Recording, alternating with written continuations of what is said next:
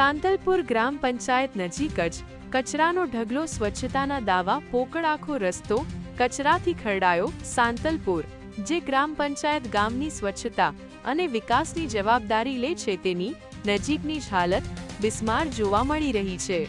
કચરાનો ઢગલો ગ્રામ પંચાયતની નજીકના રસ્તા પર પ્લાસ્ટિક, કાગળ, કપડાં અને ઘરગથ્થુ કચરાનો મોટો ઢગલો જામ્યો છે.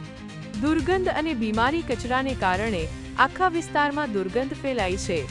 મચ્છર અને રોગચાળાનો ભય.